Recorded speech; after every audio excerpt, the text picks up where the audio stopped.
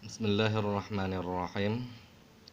Al-mabhatsu tsani, pembahasan yang kedua, bin nahyi, tentang nahyi. An-nahyu, nahyi huwa adalah tolabul kafi, meminta untuk mencegah, anil fi'li, dari suatu perbuatan, ala wajhil isti'la'i, dari arah atas, ma'al ilzami, beserta wajib. Walahu, dan bagi itu nahyi, sighatun wahidatun, memiliki satu sighat, wahya, yaitu al-mudhari'u, fi'il mudhari, al-maqrunu, yang dibarengi, bila, dengan la an-nahyati, alias la nahyi. Ka qaulihi ta'ala, seperti firman Allah ta'ala, wala tufsidu fil ardi ba'da islahiha.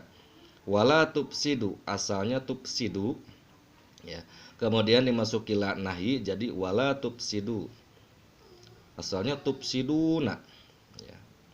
Kemudian masuki la nahyi yang sifatnya menjazmkan, maka jadi dibuang nunnya, karena tanda jazmnya itu adalah bihadfin nun, ya, untuk jamak mudzakkar salim. Tanda jazmnya membuang nun. Jadi wala tufsidu. Kemudian wala tajassasu, asalnya tajassasuna, maka dibuang nunnya karena dimasuki la nahyi. Sama, nahyi itu seperti amar, sifatnya menjazmkan, ya. Amalnya itu menjazmkan, maka ciri jazm untuk jamak mudzakkar salim adalah dibuang nunnya. Wala yagtab, nah asalnya yagtabu, kemudian dimasuki la nahyi, jadi la yagtab, dijazmkan. Wa qad takhruju, tapi terkadang keluar, hadhihi syigatu, sigot ini, an asli maknaha, dari maknanya yang asli, ila ma'anin ukhra, kepada makna-makna yang lain, tustafadu, yang dipahami, min siyaqil kalami, dari alur pembicaraan, wa qara'inil ahwali, dan dari qarinah keadaan, alias petunjuk keadaan, penyerta. Kadu'ai, seperti nahyi bimakna doa, kaqaulihi ta'ala, seperti firman Allah ta'ala, Rabbana la tu'akhidna in nasina au akhtana. Orang-orang mukmin itu mengatakan, Rabbana la tu'akhidna, wahai Rabbku, janganlah engkau menyiksaku. Nah, la tu'akhidna di sini secara lafaz adalah nahyi, tapi secara makna bukan nahyi, karena nahyi itu dari atas ke bawah. Tapi ini sebaliknya, dari bawah ke atas, ya. Maka ini bimakna ad-du'a. Jadi kalau dari bawah ke atas itu doa, ya. Wahai Rabbku, janganlah engkau menyiksaku. Nah itu. Kemudian yang kedua, wal iltimas, ya, iltimas. Iltimas itu saran kalau di sini, ya. Meminta sesuatu, bantuan atau saran, kaqaulika, seperti ucapanmu, lima yusawika, kepada orang yang sepadan denganmu, ayyuhal akh, wahai saudaraku, la tatawan, janganlah kau terlambat. Nah ini karena kepada sesama atau setara, maka dinamakan iltimas, ya. Jadi dinamakan saran saja ini. Kemudian wal irsyad, ya, bimbingan, kaqaulihi ta'ala, seperti firman Allah ta'ala, la tas'alu an asya'in in tubdalakum tasukum, janganlah kalian meminta sesuatu, ya, yang jika aku perlihatkan kepada kalian, tasukum, kalian tidak akan baik, tidak akan berakibat baik, ya, akan memburuk. Kemudian wad dawam, nahyi bimakna dawam, kaqaulihi ta'ala, wala tahsabannallaha ghafilan amma ya'maludz zalimun. Wala tahsabanna, janganlah engkau mengira, artinya selamanya jangan kau pernah mengira kepada Allah akan lupa, bahwa Allah akan lupa, amma ya'maludz zalimun, terhadap perbuatan orang-orang zalim. Artinya selamanya kau jangan mengira Allah akan lupa, karena selamanya Allah tidak akan lupa. Nah itu. Jadi dawam bimaknanya. Kemudian wa bayanul akibah, ya, penjelasan akibat. Kaqaulihi ta'ala, seperti firman Allah ta'ala, wala tahsabannal ladzina qutilu fi sabilillahi amwatan bal ahya. Janganlah kalian mengira orang-orang yang terbunuh di jalan Allah itu mati. Jangan dikira mati, ya. Bal ahya, bahkan mereka hidup. Artinya orang yang terbunuh di jalan Allah itu akibatnya Allah akan menganggap mereka hidup. Kenapa? Karena mereka akan terus Allah beri rezeki. Jadi akibat dari meninggalnya di jalan Allah, maka Allah menjadikan dia hidup terus. Itu binul akibah. Kemudian 6, wal karohah, ya. Amar bimakna makruh. Nahu nahyi bimakna makruh, nahu la taltafit. Janganlah kau melirik wa anta fis shalah, sedangkan engkau sedang salat. Nah, ini menyatakan bahwa secara lafaz la taltafit itu adalah nahyi, tapi maknanya adalah makruh. Wa anta fis shalah, sedangkan kau dalam salat. Ini makruh, artinya ketika salat kemudian kita melirik, maka itu bukan dilarang, bukan haram atau tidak membatalkan, tapi makruh. Kemudian ada lagi wal tai'as.